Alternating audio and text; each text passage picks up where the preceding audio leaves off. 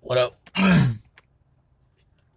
It's your boy Anon, and I'm back with another episode of the A9 cast. I think I want to say this episode 10. 10 episodes in. It's crazy. You know what I'm saying? This idea I started where I was just like, hey, look, let me talk more. You know what I'm saying? Give my opinion more. To show videos. I just big on podcasts and just, people just sit down talking, speaking their opinion. I like speaking my opinion. So we here now, episode 10. Um, Turn my volume down on my phone. Today, first I'd like to start off by saying rest in peace to a fellow king, King Von. You know what I'm saying? Young artist, just coming up, only been in the game for about what, a year and a half, 2 years. You know what I'm saying? Altercation happened outside a nightclub in Atlanta. He wound up getting shot and killed later on during surgery. My prayers and uh condolences. That's the word. Prayers and condolences out to all his friends and all his family. You know what I'm saying? Um, it's just crazy how we just keep losing rappers like this. Rappers who are like from a certain lifestyle. You know what I'm saying? From a certain background that are at that point in life, and they be young. They be around my age. Around that point in life where they're like, okay, I got to get away from this. This ain't gonna get me to $1 million. This ain't long lasting. You know what I'm saying? Stuff like that where it's just like, all right, I need to get out the streets. I need to get into businesses and stuff like this. Start providing and doing this stuff like that. It's crazy when these artists make that decision. It's just like they passions catch up to them, and it all goes back to Tupac and Biggie. You know what I'm saying? And of course, the rappers that have died before like that, but like Tupac and Biggie was like the biggest example in history, and it's just like now this decade, the last decade, it's just been constant. Rappers just dying to gun violence and beefs and stuff like that, and it's insane. So, rest in peace, King Von. You know what I'm saying? But today we're gonna talk about um three things actually. The third thing I didn't really write down because I forgot, but I just remembered. But first, we're gonna go into conspiracy theory mode. You know what I'm saying? We're gonna go into talking about the Tory Lanez situation. Again, there haven't been much updates on it, but I recently watched a video that kind of exposed or kind of broke down the situation in a sense that made more sense to me than what we've been given. You know what I'm saying? And also we're gonna talk about the transition. Why I took last week off. Last week I was supposed to put out episode 10. I took the week off for mental issues. You know what I'm saying? For mental reasons, for clarification, for examination. What's another word? Self examination. You know what I'm saying? Just sitting back, thinking, looking at where I'm at, who I am. You know what I'm saying? It's a very important part of anybody's life, is to just take that time to step away from everything and just be like, who am I? Who am I? What do I actually like? What do I actually enjoy? What do I actually want to do? Who do I actually want to be? You know what I'm saying? Sometimes we gotta sit back and just slow down. You know what I'm saying? I weekly for the past 3-4 months, for a minute, I've been putting out videos every week. I've been uploading and designing shirts and promoting my business every week. I've been working my job, 50 hours a week every week for the past over a year and a half. I've been, you know, brand ambassadoring and doing side hustles, and I just been in grind mode for a minute now, and I've never just took a week to just sit back and think. You know what I'm saying? Which I think all the time, but I never just sit back and think about me. I'm always thinking about other people. So we're gonna get into that a little further down the line. But let's first get into the conspiracy. You know what I'm saying? Look, Tory Lanez, Meg Thee Stallion. This issue happened about I want to say in the middle of summer, June, July, maybe August.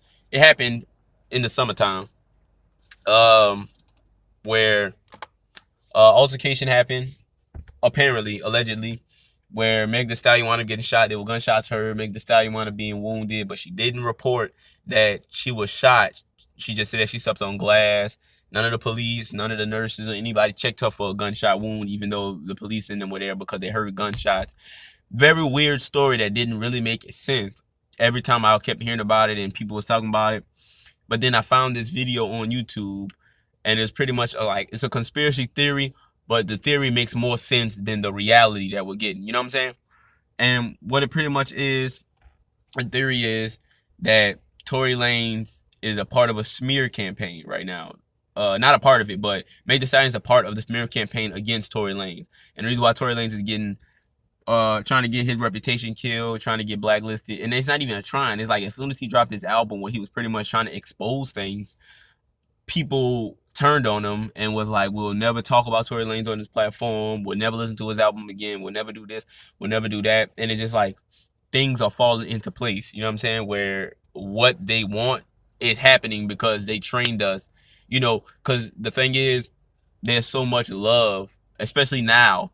Now more than ever. You could debate me on this. I'm not saying that everybody loves and respects black women, but I will say that now more people love and respect black women than they did back in the day. So now we're loving and respecting and pushing and promoting and just elevating black women is the cool thing to do. You know what I'm saying? Now that that's a thing, they use a black woman that everybody likes. Everybody, not many people dislike Meg Thee Stallion. They use her to tear down this other artist. Um, and this is all just in the conspiracy theory video. They talk about how last year Tory Lanez was having issues with his record label, which was Interscope. And he was like, "I'm gonna expose them of these things that they're doing and stuff like that." And in the video, they was bringing up other artists who were signed to Interscope who was talking about like the label would send people to rob them and send people to just like do weird things that they shouldn't be doing, just to get artists to like not put out music or to not do certain things. So Tory Lanez was like, I'm going to expose y'all if y'all don't switch things up, if y'all don't let me go, if y'all don't do this, if y'all don't do that. So I think either before Corona or during Corona, Tory Lanez wound up getting like his masters and he became independent pretty much. So he pretty much got the freedom that he wanted. And after that, he wound up getting quarantine radio, which was like the hottest thing on the planet while everybody was stuck inside. You know what I'm saying? So Tory Lanez was breaking in a whole lot of money. He was changing the industry. Like he was really making moves. You know what I'm saying? And then all of a sudden this stuff happened with Meg Thee Stallion. So according to the video, in the video they're pretty much saying that the labels are trying to tear down Tory. They're trying to blacklist him. They're trying to not blacklist him. They're trying to blackball him. So they use Meg Thee Stallion, who was his girlfriend at the time. They used this whole situation to get rid of him, and that the connection, because on Tory Lanez Live, he was saying how Rock Nation, which is managing Meg Thee Stallion, called him, was like, "You better not say anything. It's in your best interest." You know what I'm saying? Which is a threat. He said that Rock Nation is under Universal, which is also over Interscope. You know what I'm saying? So they're all connected to each other. The conspiracy theory pretty much is saying like, we're not getting the details that we're supposed to get, and that the story doesn't make any sense because this is not a real thing. It's a setup.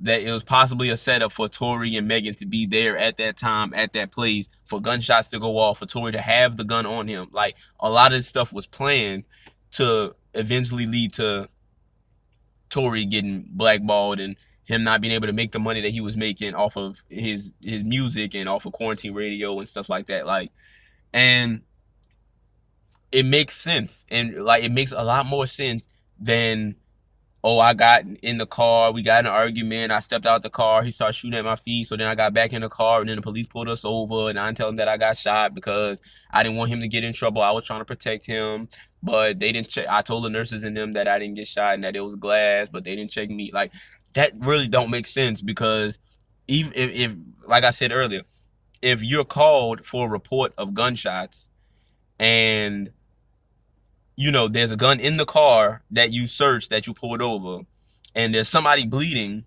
why did nobody check her for gunshots? And also, then you gotta wonder who made the call. You know what I'm saying?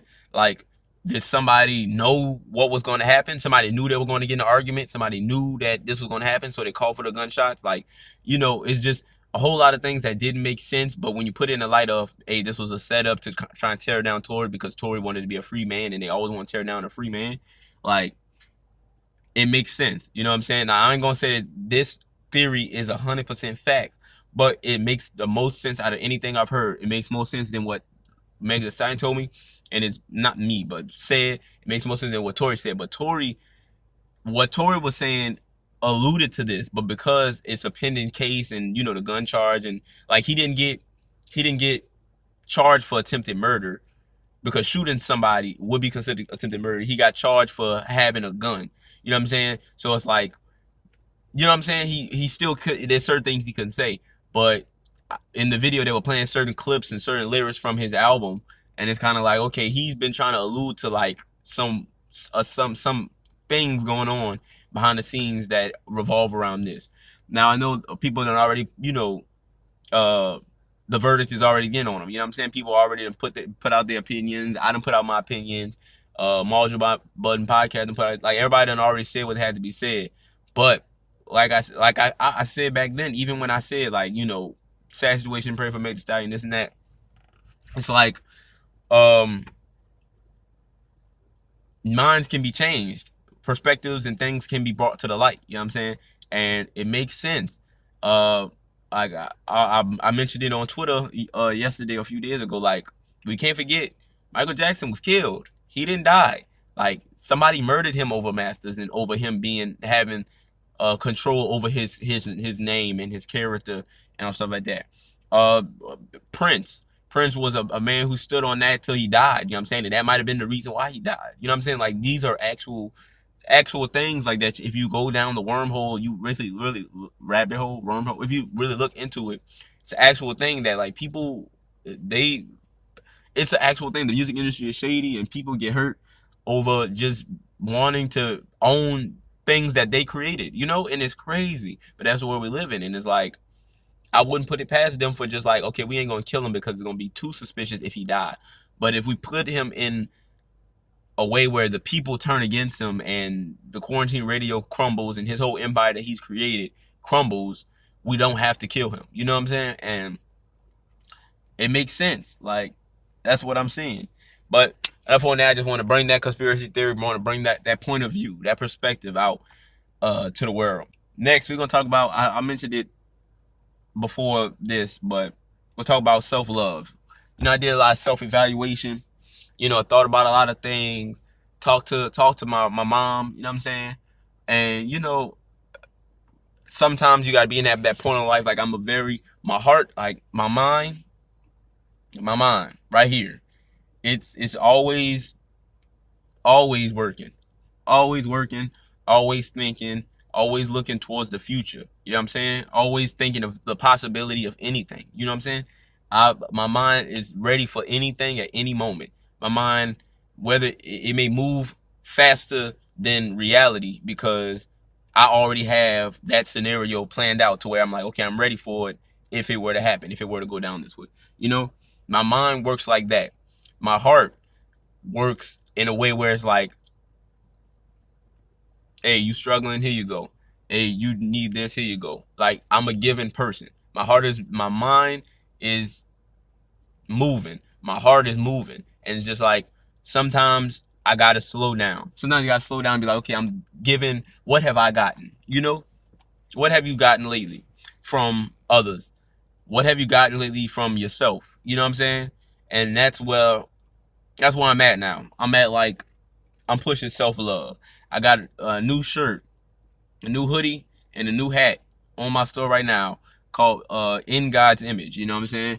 It's where, like, in the Bible said man was created in God's image. And of course, man is not men. Man is a overall term for humans. You know what I'm saying? In the Bible terms, like, you know what I'm saying? So it's like, we are created in God's image. God is the highest of the highs. You know what I'm saying? No one is above him. And it's just like, if he created us in the image of him, if he created us in his likeness, then why, if we value God, if we love God, why is it hard for us to love ourselves? Why is it so taboo? Why is it so wrong to want to love yourself? So that's I'm gonna put a picture of it somewhere around here, and I'm gonna have the link to the shirt down below. But that's what I'm on right now. So I took the week off to kind of just sit back, evaluate, and just like look at myself and be like, look, you know, you got to do you. You know what I'm saying? You can't do you by helping other people. Even if that is doing you, if that's what you want to do deep down inside, you want to help people that you care about, you got to think like you got to care about yourself first. You got to love yourself first. You know what I'm saying? And there's just some people I had to stop talking to because I felt like they weren't they were telling me, "Hey, you should care about yourself." But like will go around and then bash me for just trying to learn. You know what I'm saying? They would never teach me how to love yourself. They would never, guide me through that. So it's kind of like, okay, you want me to do this, but when it comes to actually helping me put things forward, because obviously I'm listening to you as if you know what you're talking about. It's obviously you don't know what you're talking about. It's just something cool to say. It's just like something you just say because you know what I'm saying. But nah, I really gotta work on me. So that's what I'm trying to do. So I have to just stop talking to certain people. And I just sat back last week. I didn't put out no clothes, no videos, and I just sat back. And that's just like a lesson to everybody. If you ever just feel like you moving too fast, or you focusing your time in too many different areas on too many different people, sometimes you just need to take a break and just sit back, look at you, and be like, okay, do I have? I gave this person this, I gave this person that. Did I have that for myself first? If I don't have this for myself first, why am I giving it to you? You know what I'm saying? I could have took that exact same amount of money and did it for me first, and then did for you after. Like putting yourself first, is looked down upon, but it's just like you're all you got. At the end of the day, at the end of the night, when it's just you in your bed, like even if you marry, like it's only you in your head. Only you know your thoughts. Only you know where your heart is at. You gotta reveal yourself to people for people to understand you. But you gotta understand yourself first. I'm saying. That's it for that. I'm gonna get into that a little bit more on a different episode, but that's where I'm at in this process right now. This process of self healing, self loving, self evaluation. That's where I'm at. Where it's just like, okay, let me start doing for me. Like the number one rule in finance is pay yourself first, and that shouldn't just go for finance. That should go for just in general. Pay yourself first. Reward you before you reward somebody else. You know what I'm saying? Because you wouldn't be where you are at without you. You know what I'm saying? You wouldn't wake up in the morning if you didn't have that drive to wake up in the morning. The drive that you made for yourself. You know what I'm saying? But that's it. I'll get into it more as I'm on this journey. But just it's I wouldn't say this is not about me. It's about self. And self is me, self is you, self is anybody who's looking at this is just like, so just always keep that in the back of your mind. How do I feel about me? How do I feel about this? How do I feel about that? How much time am I putting into my mental health, my physical health, my spiritual health? Like how much time am I putting into that? You know what I'm saying? But next, let's talk about it real quick. And then we're gonna get out of here. The new president-elect, next president of the United States, has been determined. You know what I'm saying? They got old boy Trump out of here. You know what I'm saying? They got him out of here. It took about, I want to say, almost a week. It was about 4 or 5 days. The election lasted, and in the end, old boy Joe Biden won. He is the new president of the United States. Let's hope, let's hope that this is the step forward that we need. I feel like every time America takes a few steps forward, this is just in the history of America. Like in high school, I took U.S. history class, so like I was good at U.S. history. I was interested in U.S. history before I stopped being interested in school and stuff like that. It's just like every time America takes a few steps forward, at any time period, something happens and we take a few steps back. We take 5 steps forward and then take 3-4 steps back. And hopefully this is 5 steps forward for us. You know what I'm saying? Eventually there's going to be something to set us back again. But as long as it's some type of progression, the progression that we really need, the progression that was advertised and promoted to us, you know what I'm saying? Like, we don't want to go back in time. Nobody ever wants to go back in time. History, no matter what it is, whether it's good history or bad history, it is history, it is the past, and we need to learn how to move on. the term "Make America Great Again" is like moving backwards. You should never, in no form, ever want to move backwards. You know what I'm saying? Like, moving backwards is just is like they would say, it's hustling backwards. It's like we're trying to progress. We're trying to make the world better for everybody, not for only a certain amount of people. Back then, there was riots like there was now. There was wars like there is now. There was just so much going on in the past that did not benefit everybody. So why would we want to go back to that unless your mind isn't on the future?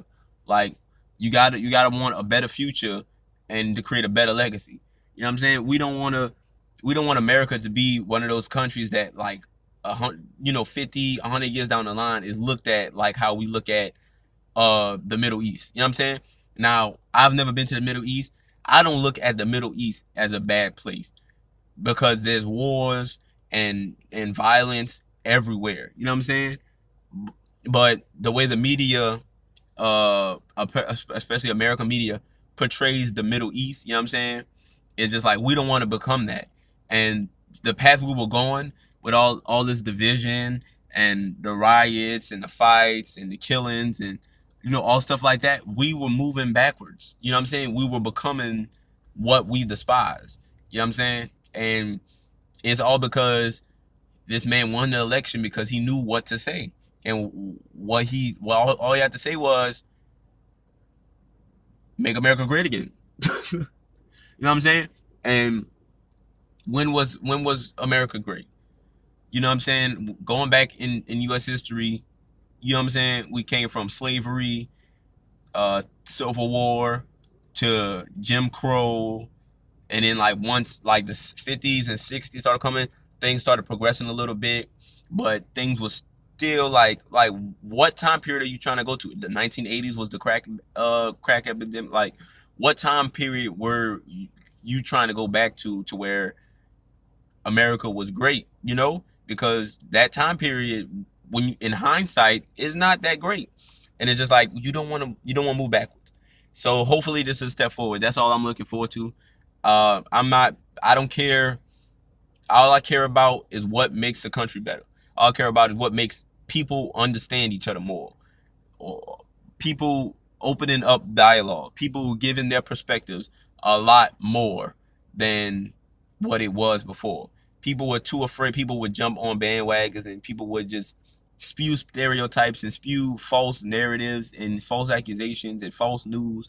It's a lot of lies and a lot of misunderstanding, a lot of ignorance going around the country for 4 years. You know what I'm saying? And it's just, we need somebody to come in to kind of be like, hey, you don't understand this, so why are you speaking about this? You know what I'm saying? Like, this, yeah, this is your country, yeah, this is that. But if you don't understand other people, if you're not opening to understanding other people, why are you talking about other people? Why are you giving your advice about other people? You know what I'm saying? You don't know where they're from. You don't know what they've been through. So who are you to, like, we need somebody to kind of like just come up and be like, hey, shut up. Hey, you don't know what you're talking about. Have you ever sat down and spoken to that person? Have you ever just spent a week in the neighborhood that they grew up in? Like, have you ever just decided to step out of your comfort zone and understand and see why people act a certain way? Like, understand the psychology of these people.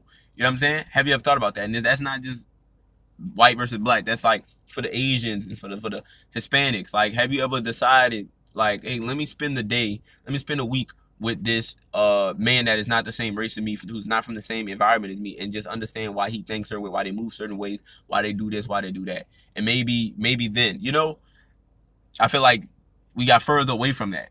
The unity and all that stuff like that was just out the window, and we need that. It because race is the wool over our eyes. Because I see it for what it is. It's not about black versus white, black versus Spanish, Spanish versus white, Asian versus white. Like, it's not about that. It's about money.